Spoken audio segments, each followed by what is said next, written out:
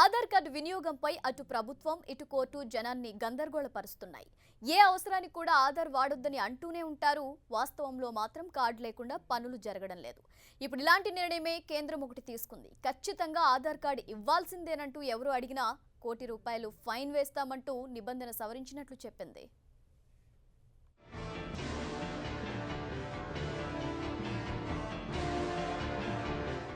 Ration కి Aadhaar,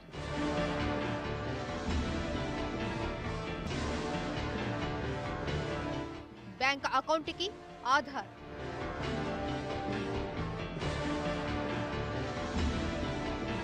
payment apps కేవైసీకి Aadhaar, కొత్త SIM Aadhaar కావాల్సిందే.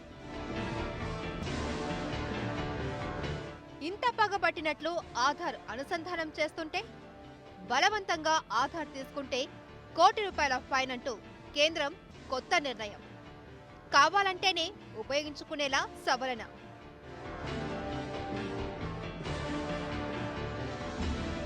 కేంద్రం ఏ అవసరాలకు ఆధార్ కార్డు డీటెయిల్స్ ఇవ్వాల్సిన పని లేదని చెప్పినా ఎక్కడా అమలు కావడం లేదు.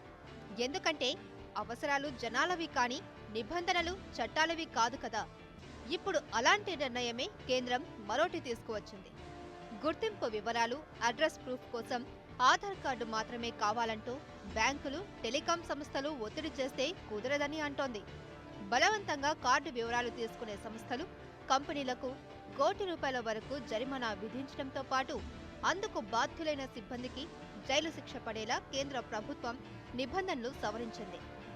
శిక్షాకాలం 3 నుంచి 10 ఏళ్ల వరకు ఉండనుంది. ఈ మేరకు సవరించిన నిబంధనలకు కేంద్ర కేబినెట్ ఆమోదం తెలిపింది.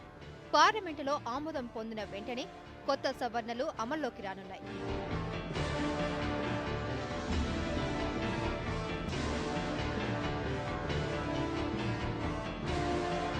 కాగా వినియోగదారులు కావాలంటే తమ ఆధార్ గుర్తింపును కూడా కేవైసీ ప్రక్రియ కోసం ఉపయోగించుకునేలా సవరణలు చేశారు. ఆధార్పై సుప్రీంకోర్టు తీర్పు మేరకు భారత టెలిగ్రాఫ్, PMLA చట్టాలకు కేంద్రం సవరణలు చేసింది. ప్రభుత్వ నిధులతో అందించే సంక్షేమ పథకాలకు మాత్రమే ఆధార్ కార్డు తప్పనిసరి చేయవచ్చని సుప్రీంకోర్టు తన తీర్పులో స్పష్టం చేసింది. మొబైల్ కనెక్షన్, బ్యాంకు ఖాతాలు తెరిచేందుకు వినియోగదారులు సాధారణంగా పాస్పోర్ట్లు, రేషన్ కార్డులను గుర్తింపు కార్డులుగా సమర్పిస్తున్న సంగతి తెలిసిందే. అయితే ఆధార్ను తప్పనిసరి చేసుకునేలా రాష్ట్ర ప్రభుత్వాలకు మాత్రం వెసులుబాటు కల్పించాలని కూడా కేంద్రం నిర్ణయించింది. అయితే రాష్ట్రాలు కూడా సుప్రీం తీర్పును అనుగుణంగానే వ్యవహరించాలని సూచించింది. ఇకపై వినియోగదారుడి అనుమతి లేకుండా ఆధార్ ధృవీకరణ కోసం వివరాలు సేకరిస్తే 10,000 జరిమానాతో పాటు 3 ఏళ్ల వరకు జైలు శిక్ష విధిస్తారు. QR కోడ్స్ ద్వారా చేసే ఆన్లైన్ వెరిఫికేషన్లు కూడా ఈ నిబంధనలు వర్తిస్తాయి. నిబంధనల వరకు బాగానే ఉన్నా నిజానికి ఇవి మాత్రం అమలయ్యే పరిస్థితి ఉండదు. ఎందుకంటే పేపర్పై ఉంటే చట్టాలను అమలు చేసేది మనుషులే కాబట్టి.